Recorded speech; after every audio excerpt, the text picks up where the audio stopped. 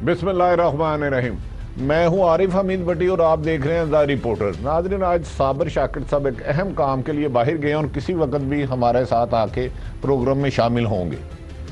आज प्रोग्राम शुरू करने से पहले आज हम कुछ अहम स्टोरियों पर गुफ्तगू करेंगे, जिनमें है कि आज मियाँ नवाज शरीफ साहब की अहम मुलाकातें हुई, जिनमें हासिल बख्श मसींजो, पीपल्स पार्टी के रहनुमा मखदूम अहमद महमूद और दीगर अहम खबरें हैं। मैं आपका टाइम ज़्यादा वेस्ट नहीं करूँगा। मेरे साथ मेरे नहायत पसंदीदा एंकर मोहतरम काशिफ अब्बासी साहब हैं और हर दिल अजीज़ पावरफुल के पावरफुल एंकर बासठ 2F अरशद शरीफ साहब प्रोग्राम में हमारे साथ शरीक गुफ्तगू होंगे। मैं टाइम ज़ाया किए बगैर दोनों को सलाम करूँगा। अस्सलाम वालेकुम जी। वालेकुम अस्सलाम भट्टी साहब। ये आपको आपने अरशद साहब को अभी 62 2F का है जी सर, क्योंकि मैं इनसे डरता हूँ, कसम से मैं लोगों से पूछता हूँ भाई मेरी कहीं प्रॉपर्टी तो नहीं है, क्योंकि अरशद साहब को पता चल गया तो मेरे पे भी प्रोग्राम हो जाएगा। अब तो मुझे जो कई पॉलिटिशियन पूछ रहे हैं कि अरशद साहब आज प्रोग्राम में क्या जिक्र करेंगे, किसकी प्रॉपर्टी का। मैंने कहा भाई मुझे तो अपनी फिक्र पड़ी है। अच्छा काशिफ साहब, आपसे जिक्र करते हैं। आज जुमेरात का दिन था, कोटला में नवाज शरीफ साहब की अहम मुलाकातें हुई। मौलाना फजलुर रहमान साहब भी कह रहे हैं कि ग्रैंड लैंड लाइन्स के बगैर कोई हल नहीं है, पाकिस्तान चलेगा नहीं। हासिल बख्श मसींजो जरदारी साहब से मिलने हैं, उससे पहले फजलुर रहमान साहब मिले, वो कह रहे हैं नवाज शरीफ से भी मिलेंगे। अब तो मदीने की रियासत आ गई है, ताकतवर और कमज़ोर के लिए एक कानून हो गया है, रोटी कपड़ा मकान सबको मिलने लग पड़ा है। अस्पतालों में एक बेड पे एक पेशेंट भी नहीं होता, एक बेड खाली होता है। तो क्यों ये ग्रैंड लाइन्स की जरूरत पड़ गई है? भट्टी साहब की फ्रेजिंग इतनी अच्छी है कि मुझे समझ नहीं आ रही कि जाना किस पास से है। मैंने इस तरफ जाना, मैंने उस तरफ जाना। ये मदीने की रियासत वाली कहानी तो भट्टी साहब ये आप ही बताएंगे और अरशद साहब एक्सप्लेन करेंगे कि एक सवाल में इतनी सारी चीज कर गए और सारी अपनी कहानी दास्तान भी बता दी कि मार्जिन कोई नहीं छोड़ा। उन्होंने ना हुकूमत को छड्या ना अपोजिशन को छड्या, मुझे समझ नहीं आ रही मैं जावा किस पास से। तो भट्टी साहब हार्ड हिटर है। भट्टी साहब आपको पता वो कहते ना एक तीर से मल्टीपल शिकार। भट्टी साहब एक तीर से मल्टीपल शिकार कर गए। भट्टी साहब की बात ठीक है, वो जो हुकूमत तो जो कर रही है वो कर रही है। भट्टी साहब मसला ये है, देखिए इस वक्त मुश्किल में कौन है? दो पार्टियां हैं जो मेन स्ट्रीम है, पीपल्स पार्टी है और मुस्लिम लीग नून है, और उसके साथ बहुत सी फ्रिंज की पार्टीज हैं जिसमें मौलाना साहब बिल्कुल बाहर बैठ गए। अब मौलाना साहब की कोशिश ये है कि किसी तरह ये निज़ाम हिले, कोई निज़ाम गिरे, हुकूमतें गिरे, नए इलेक्शन हो, मैं किसी तरह बीच में अंदर आ सकूँ। तो मौलाना साहब का तो मसला ये है, इशू बेस्ड पॉलिटिक्स होनी चाहिए, बिल्कुल होनी चाहिए। इशू बेस्ड क्या मौलाना साहब की उस तरह इशू बेस्ड तो है नहीं, मुझे नजर नहीं आ रही कम से कम। मसींजो साहब भी अब जरदारी साहब से मुलाकात कर रहे हैं और जरदारी साहब अब मान इसलिए रहे हैं, और अहमद महमूद साहब भी गए आज, क्योंकि आज से कुछ अर्सा पहले तक आपको याद होगा जब तक ये कहा जा रहा था ना कि मुस्लिम लीग नून पीपल्स पार्टी के पास जा रही है, तो पीपल्स पार्टी नहीं मानती थी। वो कहती थी हम इनको असेंबली में लेकर आएंगे, हम इनको निज़ाम चलाएंगे, हम निज़ाम के अंदर रहकर काम करेंगे।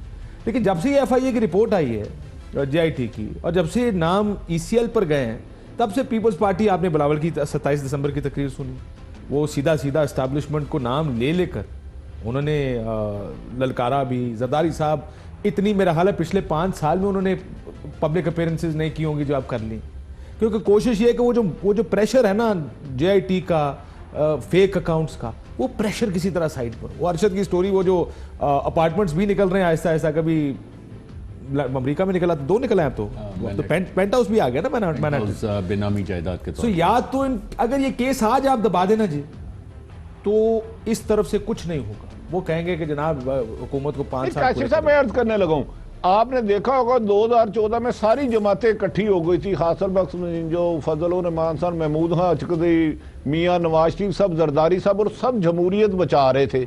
अब तो मदीने की रियासत है यार, हर जगह इंसाफ हो रहा है, ना कोई भूखा मर रहा है ना भूखा सो रहा है। तो अब ये अलायंस की जरूरत क्या पड़ी है? क्या अपनी करप्शन बचाने के लिए, या आवाम का दर्द जाग गया है? भट्टी साहब मैं फिर कहूंगा, वो जो आप मदीने की रियासत कह के ये सारा कुछ कहते थे कि वो तो नहीं हो रहा। कोई अगर ये कहे कि हर तरफ इंसाफ है, हालात बेहतर हो रहे हैं, एक कन्फ्यूजन तो है, लेकिन कन्फ्यूजन के आगे कुछ नहीं है। पर लेकिन मेरा दूसरा आर्गूमेंट फिर यही है कि 5 महीने की हुकूमत है, 5 महीने की हुकूमत से हम शायद बहुत ज़्यादा तवक्कुआत लगा के बैठे कि 5 महीने में वो कुछ हो जाए जो 5 साल में या 10 साल में इससे पहले नहीं हुआ। मेरा ख्याल है इट्स ईजियर टू जज अ गवर्नमेंट साल के बाद कम से कम कि उनकी पॉलिसीज क्या इन प्लेस है, उनका रिजल्ट क्या आ रहा है। लेकिन फिर भी ये जिम्मेदारी भी हमारे सर PTI ने खुद डाली जब उन्होंने कहा हम 3 महीने में ये ठीक कर देंगे। हम ये करके देंगे, हमारे आते ही ये हो जाएगा। तो उस वजह से ये बार इतना हाई सेट हो गया पीटीआई के लिए कि उनको जवाब देने पड़ रहे। हुकूमत ठीक नहीं चल, उस तरह नहीं चल रही जिस तरह चलनी चाहिए। लेकिन बोला फिर भट्टी साहब आखिरी जुमला मियां साहब और जरदारी साहब, अगर ये सारे केसेस और ये एक्टिविटी खत्म हो जाए ना नैब एफआईए की, तो इस मुल्क में सियासत सेटल हो जाएगी, कुछ प्रॉब्लम नहीं होगी। सब कह रहे होंगे कि उनको 5 साल देते हैं, इनको काम करते हैं। अच्छा अरशद साहब आपकी तरफ आता हूं। मैं तो पहले दिन से कह रहा हूं नवाज शरीफ साहब और जरदारी साहब हैं ही एक बयानात की हद तक थे, अब दोनों पर एहतसाब का शिकंजा बदकिस्मती से आ गया। क्या वजह है कि नवाज शरीफ साहब जो एक खास अदारे के सख्त खिलाफ थे, कहते थे 5 पखेर फेंक देंगे, तो जरदारी साहब कहते थे तुम 3 साल के लिए आते हो। महमूद खां अचकज़ई का भी एक खास बयान है, आपको याद होगा, उनकी एक सोच है। असवद यार वली की भी है। ये सारे वही लोग इकट्ठे हो रहे हैं जिनका ख्याल है कि पाकिस्तान के एक अदारे को कमज़ोर किया जाए, कि ये सारी जमहूरियत के मोहब्बत में आ रहे हैं। आप क्या समझ रहे हैं? देखिए वो शेर व शायरी से आपको काफ़ी लगाव भी है, और हमें पता लगा है कि ख़ुद भी आप काफ़ी अच्छी शेर व शायरी करते हैं। वो पूरा कर दीजिएगा, पूरी गज़ल क्या है कि हज़ारों ख्वाहिशें ऐसी कि हर ख्वाहिश पे दम निकले, बहुत निकले मेरे अरमां लेकिन फिर भी कम निकले। तो अब ख्वाहिशात तक रह गया। और जितनी ये अलाइंसेस बनने की बात हो रही हैं, कल गालिबन ARYP शेख रशीद ने वसीम बदामी के प्रोग्राम में कहा था कि अब पाकिस्तान में जो जमहूरियत है उसको ना जरदारी ख़ानदान पसंद है, ना नवाज शरीफ ख़ानदान पसंद है। अब ये मुलाकातों का एक सिलसिला चलता रहेगा, लेकिन ना इन दोनों खानदानों को ट्रू जमहूरियत पसंद है जिसमें सबको जवाब देने चाहिए कि आपके अकाउंटेबिलिटी होती है, एहतसाब होता है जिसमें, और जो कुछ इस मुल्क में होता रहा उसकी अब कुछ उस हवाले से नहीं, लेकिन कुछ सवालात पूछे जा रहे हैं। लेकिन जब सवालात पूछे जाते हैं तो एक और आपको पता है सिलसिला शुरू हो जाता है। लाहौर में आप बहुत नज़र रखते हैं जो खुफिया मुलाकातें हो रही होती हैं। इस्लामाबाद में कहा जाता है कि रात गए जो मुलाकातें होती हैं उसमें काफ़ी सारे मसले मसाइल, जो असल डिसीजन मेकिंग है वो रात की महफिलों में होती है। बाकी सुबह तो वो फाइलों पे ऑफिशियली काम होना होता है, लेकिन असल फैसले वहाँ पे होते हैं। तो और जो पावर कॉरिडोर्स में ऐसे ही नहीं मशहूर कि इस्लामाबाद व्हीलर डीलर्स का शहर है, और पाकिस्तान आजकल बन भी गया है व्हीलर डीलर्स का पाकिस्तान। जगह जगह व्हीलर डीलर बैठे हुए हैं। अभी आप देख लें काफ़ी सारी चीज़ें ऐसी हो रही हैं जिसमें कि एक मशहूर कहावत भी है इस हवाले से कि जब करप्शन इतनी ज़्यादा राइज हो जाए तो एक करप्ट लोगों का टोला जो हुक्मरानी कर रहा होता है, और वो अक्रॉस द बोर्ड होता है, कोई एक जमात आप उसमें नहीं उठा सकते। जब आप मदीना की रियासत की बात करते हैं, जो मदीना की रियासत बनाने के दावेदार हैं उनमें भी वो लोग मौजूद हैं, वो व्हीलर डीलर वहाँ पे भी मौजूद हैं। तो वो इस तरह का निज़ाम बनाते हैं कि जो भी इलीगैलिटी होती है उसको वो लीगल रंग दे देते हैं, लीगल कवर दे देते हैं। और पाकिस्तान में ऐसे बहुत से काम होते हैं, और ख़ास तौर पे पिछले चंद दिनों में कुछ ऐसे काम हुए हैं जिस पे कि ये कहावत बिल्कुल सही आती है कि इतनी ज़्यादा करप्शन हो गई है कि इन करप्ट लोगों का टोला उस लीगल सिस्टम में बैठ के भी इलीगैलिटीज़ को कवर करके लीगल करवा लेता है। लेकिन किस इदारे को कमजोर करना चाह रहे हैं भट्टी साहब? आपसे भी मेरे ख्याल में पाकिस्तान में बुराई है ही नहीं, टीम की बात चाहे बरसरे इक़्तिदार हो। पाकिस्तान इस मौके पर मौलाना फजलुर रहमान साहब क्या फरमाते हैं? साहब ये कौन सा था पाकिस्तान क्रिकेट बोर्ड की आप बात कर रहे हैं, क्रिकेट टीम की या हॉकी की? मौलाना फजलुर रहमान साहब की जमहूरियत का दर्द। ग्रैंड अपोजिशन के बगैर कोई रास्ता नहीं है इख्तिलाफ की जमातों के पास, और हम तो मुस्लिम लीग नून के मुंतजर हैं। जब लीडर ऑफ द अपोजिशन को हमने यहाँ से पैगाम भेजा, लेकिन अभी तक उनकी तरफ से कोई पेशरफ्त नज़र नहीं आ रही है। जरदारी साहब कभी तैयार हो जाते हैं तो फिर मुस्लिम लीग वाले तैयार नहीं होते, जब मुस्लिम लीग वाले तैयार हो जाते हैं तो फिर ये तैयार नहीं होते। क्या हमने उस वक्त इकट्ठा होना है जब हम सब जेलों में चले जाएंगे? इसके बाद फिर हम कहेंगे आंदली मिल के करे हुजारियाँ। अच्छा काशिफ साहब, आपने मौलाना फजलुर रहमान साहब को सुना होगा, वो तो कह रहे हैं इसके खिलाफ है नहीं। क्या जमहूरियत पाकिस्तान में वही होगी जिसमें मौलाना फजलुर रहमान साहब असम्बली में हो, जरदारी साहब के खिलाफ करप्शन के केस को ना छेड़ा जाए, नवाज शरीफ की करप्शन को हाथ ना उठाया जाए? या करप्शन जमहूरियत वैसे भी हो सकती है कि लोगों के मुंतखब नुमाइंदे आग असम्बली में आए और कानून साजी करें? क्या आप समझते हैं मौलाना फजलुर रहमान साहब? एक तो भट्टी साहब आप सारे सवाल पूछी जा रहे हैं, हमारा ख्याल है कि आपको भी कुछ 2-4 जवाब देने चाहिए। तो मेरा और अरशद भाई का एक सवाल था, पहले आप उसका जवाब देते हैं फिर हम आपका जवाब देते हैं। ये जो आप कहते हैं ना किसी एक इदारे को कमजोर कर रहे हैं, तो ये कौन सा है? उनका ख्याल है आप क्रिकेट बोर्ड की बात कर रहे हैं, मेरा ख्याल है हॉकी फेडरेशन की बात कर, तो ये सारे मिलकर किस इदारे को कमजोर करना चाहते हैं? मैं कड़वी गोली खा लेता हूं, ये एस्टैब्लिशमेंट जिसे पाक फौज कहते हैं, जिसको कहते थे 3 साल के लिए तुम आयो मैं ईंट से ईंट बजा दूंगा, जिसे खलाई मखलूक नवाज शरीफ साहब कहते हैं, मैं नहीं कहता, जिसे ख्वाजा साद रफीक कहता है कि हम लोहे के चने हैं। खुद जरदारी साहब ने कहा था कि कराची से खैबर बंद हो जाएगा, वो सब खलाई मखलूक को कहा था। और मेरी इंफॉर्मेशन के मुताबिक वो एस्टैब्लिशमेंट, अगर मैं गलत समझ रहा हूँ तो मेरी दोनों इस्लाह का रजा दे, दोनों के आगे मैं सरे खम रहता हूँ हमेशा। साहब जो कह रहे थे क्रिकेट बोर्ड, वो नहीं, मैं ख्याल हॉकी फेडरेशन भी नहीं है। भट्टी साहब का हम जानना चाहते हैं, भट्टी साहब किसका जिक्र कर रहे हैं? मसला ये है भट्टी साहब कि पाक फौज को आप जो बात कर रहे हैं, देखिए इस चीज के ऊपर तो मुझे ये लगता है हमेशा से कि हमारी सियासत जब भी इस रास्ते पे आती है जहां इंतसाब शुरू होता है और दो पार्टियों का इकट्ठा शुरू होता है, जैसे आप या इससे पहले भी कभी हो, तो वो जो पाक फौज जिसकी आप बात कर रहे हैं, वो इस्टेब्लिशमेंट का रोल पाकिस्तानी सियासत में तो हमेशा से रहा है। मैं नहीं बात कर रही, जिसके दोनों सियासतदान बात कर रहे हैं, वही जिसके दोनों सियासतदान। होता ये कि देखिए पाक फौज का भी एक आईनी किरदार है, उसको अपने आईनी रोल से तो बाहर उनको भी नहीं आना चाहिए। वो ये हैंड पिक गवर्नमेंट बनाना, गवर्नमेंट चलाना गिराना, ये जो माजी में उनका किरदार रहा है। होता यह कि जब लेकिन अब तो ऐसा किरदार नहीं है। अच्छा, माजी में क्रिकेट बोर्ड के चेयरमैन जो थे वो एक लेफ्टिनेंट जनरल थे, अब हैं? अब तो नहीं है ना। अब तो एहसान मानिए कौन है? जी एहसान उससे पहले नजम सेठी था। तो आप कह रहे हैं कंटिन्यूएशन आ रही है, कोई रोल नहीं है क्रिकेट बोर्ड में। आप हॉकी फेडरेशन उठा लें, वहां पे भी एक लेफ्टिनेंट जनरल साहब थे। आप ये कह रहे हैं कि आरिफ हसन थे, कौन थे हॉकी फेडरेशन में? अब वो तो नहीं है। अब आप देखें पूरी सिविलियन ट्रांजिशन। आप ये कह रहे हैं कि मुझे बता दें हॉकी फेडरेशन में किधर है? तो फुटबॉल फेडरेशन में कौन है? फुटबॉल का पता नहीं, वो एक वो थे ना अपने फैसल साले याद साहब से मेरे ख्याल है फुटबॉल फेडरेशन। तो अच्छा मेरी बात सुने, अभी आप कोई रोल नहीं बात कर देंगे, फिर आप फिल्म रेखा की बात कर देंगे। अच्छा मैं आपसे रोकूंगा, हासिल बख्श मिस्जिंजो की आसिफ अली जरदारी साहब से मुलाकात, फिर सुना महमूद अचकज़ई साहब की भी उनके साथ मुलाकात हो रही है। ये सारा सिनारियो फ्यूचर में आप क्या देख रहे हैं? ना आई डोंट थिंक भट्टी साहब ये फौज के खिलाफ नहीं है। मुझे नहीं लगता कि ये सारा फौज के खिलाफ सर। मुझे लगता है हर सियासी जमात अपना मफाद लेकर चल रही है। पीपल्स पार्टी की अगर आज JIT खत्म कर दें, उनको कोई एतराज नहीं है। FII की रिपोर्ट अगर आप उसको खत्म कर दें और कहेंगे जी आपके खिलाफ आज कोई केस नहीं है, तो यकीन माने ये बलूचिस्तान की हुकूमत गिराएंगे भी और संजरानी साहब को दोबारा चेयरमैन सेनेट भी बनाएंगे। लेकिन क्योंकि जब ये मुश्किल में जाते हैं तो फिर वो 3 साल वाली बात आ जाए। सो पीपल्स पार्टी के मसाइल और हैं।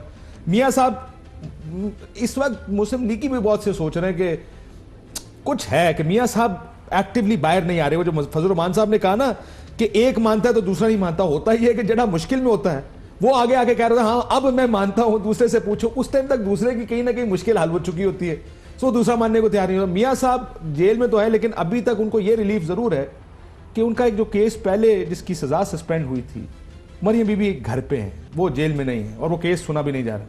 सो जब तक उनको थोड़ी सी रिलीफ रहेगी वो इस अलायंस का हिस्सा नहीं बनेंगे। फजल रहमान साहब का आपने पहले खुद बता दिया कि उनके मसाइल और किस्म के। सो हर सियासी जमात कोशिश करती है कि हम अपना सियासी फायदा इसमें से कैसे उठाएं।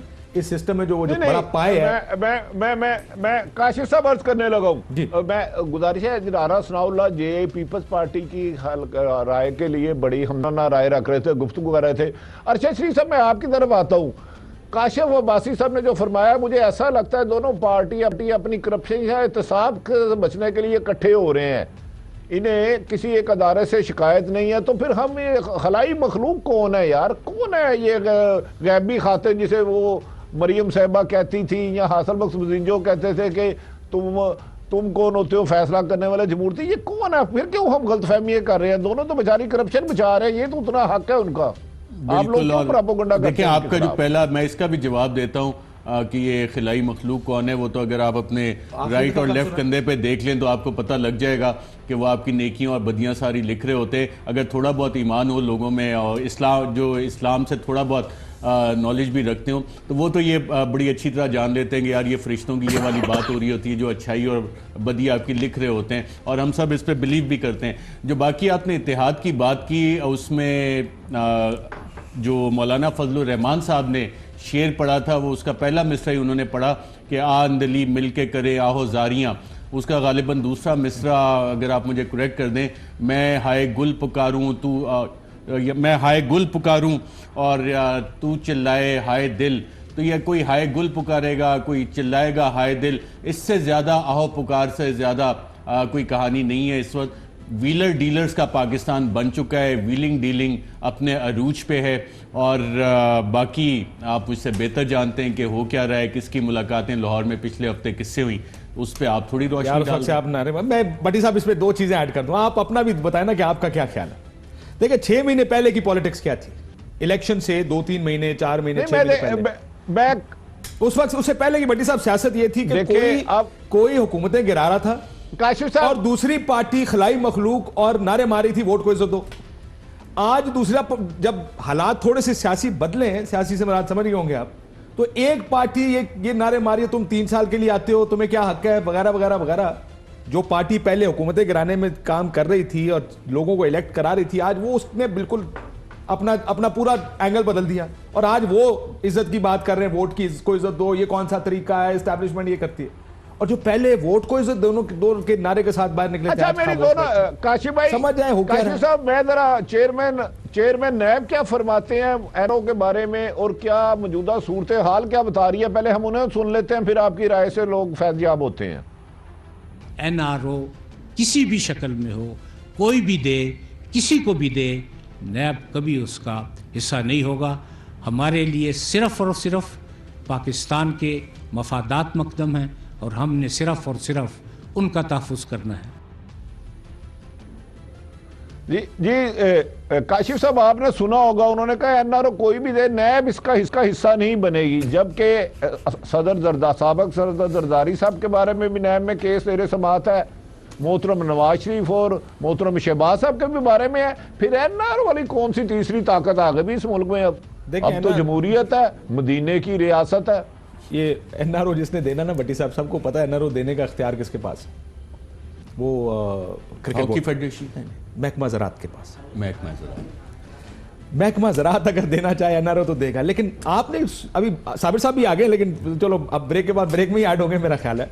भट्टी साहब, आपको याद होगा आज से कुछ दिन पहले जब नवाज शरीफ साहब की सजा की सस्पेंशन की दरखास्त चल रही थी, तो जज साहब ने पूछा, हाँ जी ये एवनफील्ड अपार्टमेंट की, अर्शद साहब याद होगा आपको, इसकी प्राइस क्या है? उन्हें कहा गूगल कर लें। उनसे जो दूसरे सवाल पूछे उन्होंने कहा जी हमें तो नहीं पता आप क्या बात कर रहे हैं। जब आपकी नैब चाहेगी ना किसी को रिलीफ देना, किसी को एनआरओ देना, तो कुछ इतना बड़ा रोला नहीं है। इसी मुल्क में जरदारी साहब के केस खत्म हुए क्योंकि अदालत से ओरिजिनल गायब हो गए और सिर्फ फोटोकॉपियां रह गई, गवाह गायब हो गए। टेक्निकल जस्टिस एक इस्तेलाह है, ऐसी तो नहीं इजाद हुई। ये होता है इस मुल्क में, ये तकनीकी इंसाफ। भट्टी साहब, ये कोई ऐसी खिलाई मखलूक की बातें नहीं कर रहे सब नहीं, मैं माजरत करता हूं, आप माजी की बात कर रहे हैं। अब वजीर आज़म मियां नवाज शरीफ है, मदीने की रियासत नवाज शरीफ नहीं है भट्टी साहब। भट्टी साहब तो तुसी मियां साहब तो आगे जाओ, को इजाजत मिल गई है, वो बशीर बन सकते हैं जुल्फी बुखारी साहब। नैब ने जब 25 जुलाई के बाद पीटीआई के कितने लोगों को बुलाया, मदीने की रियासत में तो नाइंसाफी हो ही नहीं सकती। आप क्यों हमारी हुकूमत के पीछे पड़े हैं दोनों? आप पड़े हुए? मैं तो नहीं पड़ा हुआ, मैं खाली ये साबिर का प्रोग्राम और भट्टी साहब का हम इजाजत लें। साबिर साहब आगे ब्रेक के बाद आप और साबिर साहब मैं आपसे सवाल दे रहा हूं। नहीं देखें, आपने जिस मदीना की रियासत में नवाज शरीफ का जिक्र किया है, नवाज शरीफ तो कोट लखपत जेल में, जो मदीना की रियासत अब बनी है वो आपको लाहौर से बैठ के नजर नहीं आ रही होगी इस्लामाबाद में, क्योंकि अब साबिर साहब की टाइम आ गया है। तो साबिर साहब आपको इनके सही जवाब देंगे। नहीं, परवेज खटक साहब के बारे में भी केस है नैब में। भट्टी साहब, इतने आप मासूम नहीं है, आप उड़ती चिड़िया के पर गिन लेते हैं, लाहौर बैठ के सारे तो रोजाना पेश हो रहे हैं। बात सुन ले आखिरी, आप इतने सादा और मासूम बनते हैं, लोगों को आप कहते हैं कि जी देखें मुझे तो पता ही, लाहौर बैठे आप इस्लामाबाद में उड़ती चिड़िया के पर गिन लेते हैं, पता होता है कि यहाँ पे क्या हो रहा है। अपने ब्यूरो से बैठ के आप साबिर के ब्यूरो पे सारी नजर रख रहे होते हैं, रिपोर्टिंग सारी आप यहाँ से कर रहे होते हैं, और फिर एक्सप्लेनेशन बेचारे साबिर की हो रही होती जी ये भट्टी साहब ने देखें खबर दे दी, ये कहाँ से क्या हुआ है, ऐसे सारे मामला।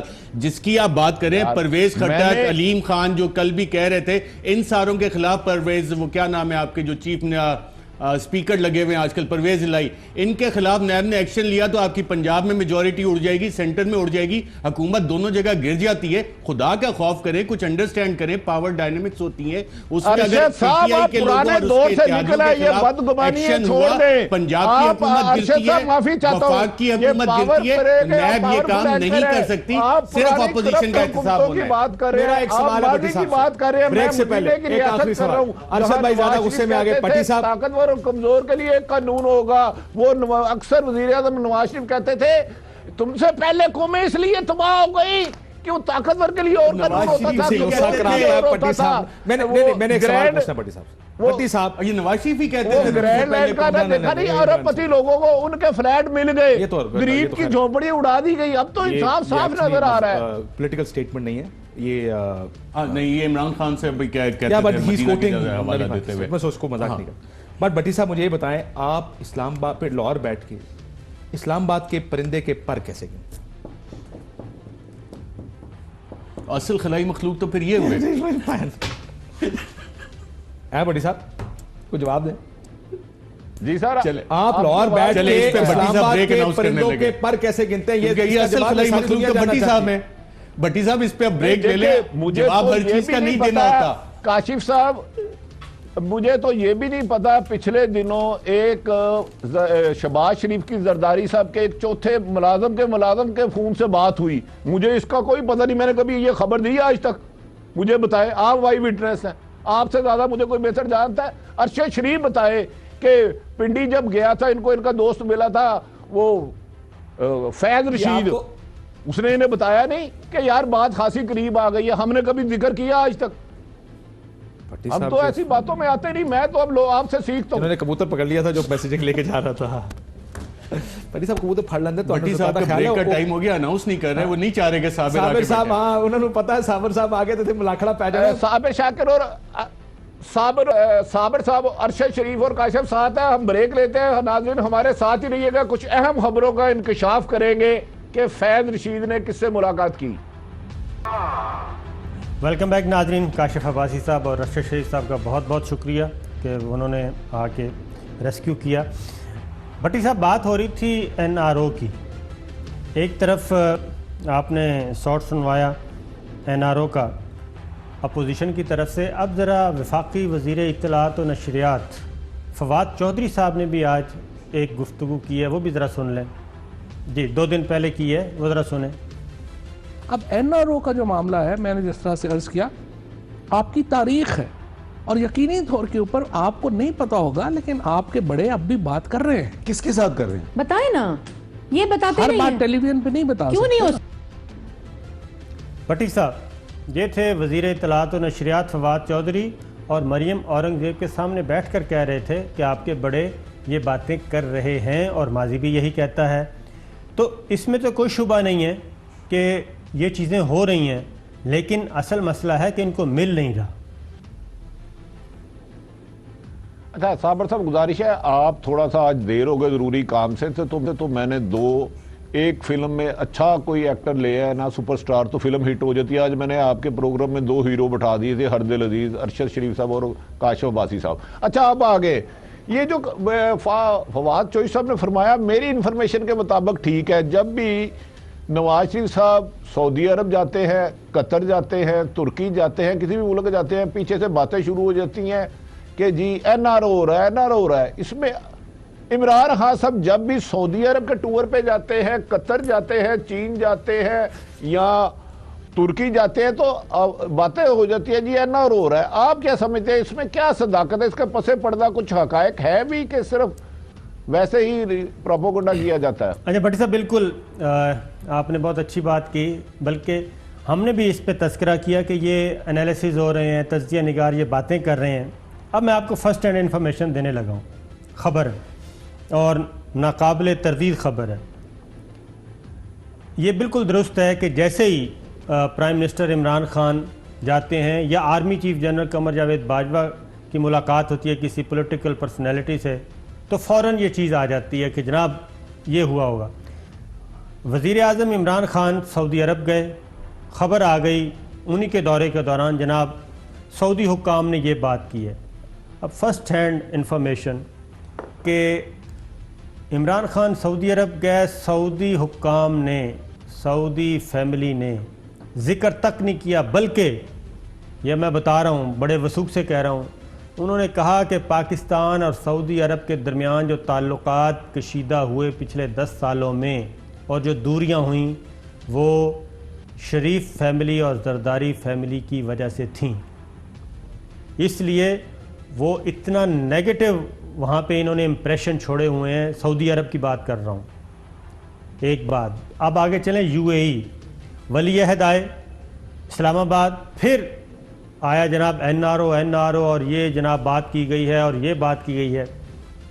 सऊदी वली अहद के अल्फाज थे कि अगर 11 साल तक किसी यूएई के हुक्मरान ने पाकिस्तान का विज़िट नहीं किया तो उसकी रीज़न पाकिस्तान पीपल्स पार्टी और मुस्लिम लीग नवाज़ की लीडरशिप थी। उसकी वजह से पाकिस्तान और यूएई की जो ताल्लुकात थे उसमें सर्द महरी आई। इनके और थे ताने बाने कहीं और मिलते थे। अब आ जाए सर, आखिरी विज़िट था भट्टी साहब तुर्की का। अब मैं आपको बता रहा हूँ कि ये मुलाकात अभी चल रही थी। जैसे ही सी ऑफ करने के लिए निकलते हैं तो एक इंटरप्रेटर, तर्जुमान जो मुतरजम होते हैं, खातून थीं, उन्होंने अंग्रेज़ी में प्राइम मिनिस्टर खान से कहा कि वो सोशल मीडिया पे चीज़ें चल रही हैं जो कि बिल्कुल गलत हैं, ये चीज़ तो यहाँ डिस्कस ही नहीं हो रही। तो प्राइम मिनिस्टर खान ने कहा कि मेरे इल्म में नहीं है, मैं तो मुझे कोई इन्फॉर्मेशन नहीं है, किसकी बात कर रहे हैं। उन्होंने कहा ये बात चल रही है एनआरओ की या शरीफ फैमिली की। तैयब अर्दगान ने पूछा अपनी मुतरजम से, खातून से, कि क्या बात हो रही है। तो उन्होंने कहा कि जी ये आपकी जो मीटिंग चल रही थी तो इस दौरान जो सोशल मीडिया पे ज़ेर बहस मौजू वो है कि आप शरीफ फैमिली के लिए कोई बात की है आपने या करेंगे या कर चुके हैं प्राइम मिनिस्टर खान से। तो तैयब अर्दगान ने वहाँ पे कैटेगोरिकली कहा कि पाकिस्तान और तुर्की स्टेट लेवल के ताल्लुकात हैं, हमारे किसी ख़ानदान से ताल्लुकात नहीं हैं, इसलिए ये बुलशिट है और इस तासुर को ख़त्म होना चाहिए कि तुर्की पाकिस्तान के साथ है, पाकिस्तान तुर्की के साथ है, किसी ख़ानदान के साथ नहीं है। तो 3 घंटे की ये नशिस्त थी प्राइम मिनिस्टर खान की और तैयब अर्दगान की। इसमें एक लफ्ज़ तक ये चीज़ नहीं आई। लेकिन ये ख़बरें कौन देता है? असल चीज़ मैं आपसे पूछता हूँ, ये ख़बरें तो फीड की जाती हैं इधर कि जनाब बस ये बात हो गई कि जो मुर्दा घोड़ा है उसको ज़िंदा रखना है किसी तरीके से, कि ये जो करप्शन की दलदल में फंसे हुए हैं उनको कैसे बाहर निकालना है और पार्टी को ज़िंदा कैसे रखना है। दोनों पार्टी की लीडरशिप की ये एक स्ट्रेटेजी है। भट्टी साहब देखिए साबर साहब, इसमें तो दो राय कोई नहीं है। दोनों जमातें, पीपल्स पार्टी हो या नून, करप्शन की खाई में, खासकर उनकी लीडरशिप, सारी जमातें तो गलत नहीं है ना, फंस चुकी है, धंस चुकी है और उसका निकलना बज़ाहिर बादिल नज़र में नामुमकिन नजर लगा रहा है। लेकिन अभी आपने फवाद चौधरी का साथ चलाया, उन्होंने भी कहा आपके बड़े एनआरओ के लिए माफ़ी मांग रहे हैं। मतलब है कहीं ना कहीं तो ये बात चल रही होगी ना, वरना फवाद चौधरी तो मिनिस्टर इन्फॉर्मेशन है, वो तो अपोजिशन के बंदे नहीं है, वो क्यों बात कर रहे हैं फिर? भट्टी साहब बात पता क्या है? भट्टी साहब की आवाज़ मुझ तक नहीं पहुंच रही। जी आवाज़ मैं सुन रहा हूँ साबिर साहब, आपको सुन पा रहा हूँ जी। भट्टी साहब बात पता क्या है? वही चीज़ कि एक चीज़ का वजूद ही नहीं होता, इधर से वो भेजी जाती है। अब अर्जी डालने में तो कोई किसी को मना नहीं ना कर सकता। अगर ये अर्जी डाल रहे हैं सऊदी अरब को, तुर्की को, यूएई को, चाइना को या हमारे रावलपिंडी को या नैब को कि जनाब हमें एनआरओ चाहिए, ये रिटायर्ड लोगों की ज़रिए पैगाम पहुंचा रहे हैं और बैरून मुल्क अपनी जो लॉबिंग ये करते रहते हैं, लॉबिस्ट इनके मौजूद हैं, उनके ज़रिए अगर ये कर रहे हैं, वो अर्जियाँ, वो दरख्वास्तें, वो इनकी ख्वाहिशात एंटरटेन नहीं हो रही यहाँ पे। जब एंटरटेन नहीं होती तो ये फिर उसको ज़िंदा करते हैं कंफ्यूज करने के लिए। ये है असल स्टोरी। तो सावर साहब मेरी ये रहनुमाई फरमाएं, एक तो आप इस्लामाबाद में बैठे हैं, आप क्या समझते हैं इन जो अर्जियां जा रही हैं, जो रिक्वेस्ट जा रही हैं, जो मिन्नत तरला प्रोग्राम है, बेसिकली है तो मिन्नत तरला प्रोग्राम, इसमें तो दो राय कोई नहीं है, जो मेरी इन्फॉर्मेशन है।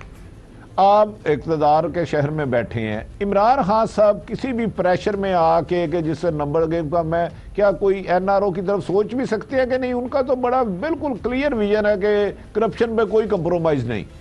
इसमें कोई शक ही नहीं है। आप चेयरमैन नैब का शॉर्ट सुने, वो दोबारा सुने, आपको समझ आएगी कि वो भी ये कह रहे हैं कि एनआरओ नाम की कोई चीज़ नहीं है, और वो इनडायरेक्टली ये कन्वे कर रहे हैं कि उसमें हम हिस्सेदार नहीं, क्योंकि सब इनकारी हैं, तमाम इदारे इस बात से इनकारी हैं, रियासती इदारे जो हैं। अब आप चेयरमैन नैब का दोबारा सुने शॉर्ट। एनआरओ किसी भी शक्ल में हो, कोई भी दे, किसी को भी दे, नैब कभी उसका हिस्सा नहीं होगा। हमारे लिए सिर्फ और सिर्फ पाकिस्तान के मफादात मकदम हैं और हमने सिर्फ और सिर्फ उनका तहफ़्फ़ुज़ करना है। अब भट्टी साहब देखें, जुडिशरी कैटेगोरिकली वो बता चुकी है, वो उसका जो उसके इक़दामात हैं, जो उसके फैसले हैं, जो उसके एक्ट हैं, वो बता रहे हैं। एग्जेक्टिव हैं इमरान खान, वो अपना पॉइंट ऑफ व्यू दे चुके हैं। मिलिट्री इस्टेब्लिशमेंट, मिलिट्री लीडरशिप अपना पॉइंट ऑफ व्यू दे चुकी है। नैब बाकी रह गया था, वो दे चुकी हैं। FIA वो अपनी GIT में बता चुकी है कि NRO की कोई गुंजाइश नहीं। लेकिन असल चीज जो अच्छा साबर साहब, मैं एक बात करना चाह रहा हाँ हूँ, जी। मैं एक बात सिर्फ करना चाह रहा हूँ। मेरी इंफॉर्मेशन है चीफ ऑफ आर्मी स्टाफ कमर बाजवा ने पॉलिटिकल ताकतों को मैसेज दिया है कि हम जमहूरियत में रुकावट नहीं डालेंगे किसी कीमत का भी, और जो फैसले जिसके अदालतों में करे। तो फिर ये महमूद खां अचकदी, आसफ अली जरदारी, हासिल बख्श मजींजो, नवाज शरीफ जरदारी मुलाकात थे, ये क्या इनके फिर मकासद क्या है, जबकि सारे इदारे न्यूट्रल होकर अपना अपना काम कर रहे हैं। भट्टी साहब, ये ब्रेक के बाद इस पे भी बात करेंगे। इसमें कोई शुबा नहीं कि जनरल कमर जावेद बाजवा जब से आर्मी चीफ बने हैं, उन्होंने किसी सियासी जमात को काम करने से नहीं रोका, किसी सियासी जमात के रास्ते में रुकावट नहीं बने। पॉलिटिकल पार्टीज़ को उनका एक्ट बता रहा है कि वो जमहूरियत और सिर्फ जमहूरियत के साथ हैं, जमहूरी प्रोसेस के साथ हैं, किसी पॉलिटिकल पार्टी के ख़िलाफ़ नहीं है। वो जिस चीज़ के ख़िलाफ़ हैं वो दहशत गर्दों के ख़िलाफ़ हैं, वो मुआशी दहशत गर्दों के ख़िलाफ़ हैं, जो रियासती फ़ैसला है। ब्रेक के बाद हम आपको बताएंगे आखिर जो अपोजिशन है ये इकट्ठी क्यों फिर हो रही है, ये इनकी सफ़ों में हलचल क्यों है, खलबली क्यों मची हुई है, मुलाकातें क्यों चल रही हैं। ब्रेक के बाद वेलकम बैक नाजरीन। भट्टी साहब, हम बात कर रहे थे ये फिर अपोजिशन की सफ़ों में खलबली क्यों मची हुई है, उस पर भी बात करते हैं, लेकिन एक छोटा सा अवामी नौयत का इशू है, अवामी अहमियत का। आज सुप्रीम कोर्ट में फिर निजी स्कूलों की फ़ीसों का मामला था, तो बहुत सारे स्कूल जो फ़ीस माफ़ करनी थी बल्कि कम करनी थी 20%, वो नहीं कर रहे थे। और जो मेरे तक इतलात हैं, भट्टी साहब आपके पास भी होंगी लाहौर से, जो इधर हैं, यहाँ पे तो जो हमें इतलात मिल रही हैं वो ये है कि निजी स्कूलों ने क्या किया है कि टीचर्स की तनख्वाहें कम करना शुरू कर दी, और उसके बाद टीचर्स को भी फारिग करना शुरू कर दिया कि हमारी आमदनी में कोई फ़र्क ना पड़े, और इस तरीके से जो 20% उधर कट लगना है वो इधर से असातिज़ा की फ़ीसें जो हैं वो कम कर रहे हैं। जबकि असातिज़ा ने यह भी कहा कि आप बच्चों की तादाद बढ़ा दें बजाय इसके कि हमें आप बेरोज़गार करें या हमारी फ़ीसें कम करें। हमारी तनख्वाहें जो कम करने की कोशिश की जा रही है, बल्कि की जा चुकी हैं। ये भट्टी साहब आपके यहाँ भी है, लाहौर में भी यही चीज़ है? बिल्कुल सेम यही पोजीशन है। बच्चों, खवातीन की, टीचर्स की सैलरी कम की जा रही है, दीगर स्टाफ की कम की जा रही है, और अपने उनके जो डायरेक्टर हैं उनकी बढ़ाई जा रही है। और सारे ही जो प्राइवेट एजुकेशन माफिया है, तो वो चीफ जस्टिस साहब के जाने का इंतज़ार कर रहे हैं। आज मुझे एक अहम तरीन हुआ, डिफेंस का हुई है, वो प्ले क्लास की 35,000 फीस ले रहे हैं यार, कोई पूछने वाला नहीं है। तो मैं कह रहा हूं कि जब चीफ जस्टिस साहब चले जाएंगे इन्हें कौन रोकेगा।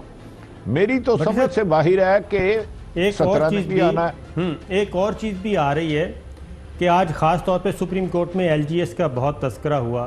तरीके से दीगर प्राइवेट स्कूल्स हैं, बजाय इसके कि सुप्रीम कोर्ट के फैसले पे अमल करें, लोगों को रिलीफ दें, वो उल्टा फ़ीसें कम करने को बैलेंस कर रहे हैं, असातिज़ा को बेरोज़गार करके। और फिर एक सर्कुलर जारी किया है कि अगर स्कूल की कोई भी इंफॉर्मेशन बाहर गई तो साइबर क्राइम के तहत आपके खिलाफ कार्रवाई करेंगे। ये स्कूल थ्रेट्स कर रहे हैं। अगर चीफ जस्टिस सर ने जो कहा ना, इनकी ऑडिट करा ली जाए, फ्रांसिक ऑडिट करा दिया जाए, तो आपके तस्वुर से ज़्यादा हज़ार गुना ज़्यादा प्रॉफिट ले रहे हैं। बच्चों को एजुकेशन दे नहीं रहे और म्यार बिल्कुल नीचे है, लेकिन फीसें आम आदमी तो अफोर्ड नहीं कर सकता। जो इनकी फीस है मिनिमम 25,000 से ज़्यादा है, जो आपने 3-4 बड़े स्कूल बिकन हाउस जी और दीगर बड़े बताया। तो 98% पॉपुलेशन तो इधर जा ही नहीं सकती। अगर ये बंद होते हैं तो होने दें। आप सरकारी स्कूलों को अपग्रेड करें, उन्हें उनका म्यार तालीम बुलंद करें ताकि लोग उधर प्रेफर करें। आखिरी बात भट्टी साहब ये करते हैं कि खिलबली क्यों मची हुई है, ये वज़ीर इत्तलात सूबाई आपके पंजाब के फयाज चौहान साहब ने बताया, ज़रा सुनाइएगा जी। कौमी दौलत बरामद होगी सबसे, नवाज शरीफ साहब से भी, जरदारी साहब से भी, उसके बाद अभी बारी आनी है सारों की, है ना, मौलाना फजल रहमान साहब की भी, असफंदियार वली साहब की भी, महमूद खान अचकज़ई साहब की भी। इन्होंने सारों ने जो बमा अहलो अयाल लूटमार की है और अभी भी ये मिन्नतें कर रहे हैं हमारी जान छोड़ो, जो लेना है लो, जो हमसे मामला करना है करो, हमें लंदन जाने दो। भट्टी साहब 30 सेकंड। फयाजुल चौहान साहब की सच बात है, करास्ती बोर्ड एहतसाब होना चाहिए, जिन्होंने लूटा आना चाहिए, लेकिन मिन्नतें कर रहे हैं, पाँव पकड़ रहे हैं, ये सच है। एनआरओ की कोशिश कर रहे हैं, लेकिन आगे। शुक्रिया भट्टी साहब, प्रोग्राम खत्म हुआ। इस हफ्ते का आखिरी प्रोग्राम था। आइंदा हफ्ते फिर हाजिर होंगे। इजाज़त दीजिए, अल्लाह हाफिज़।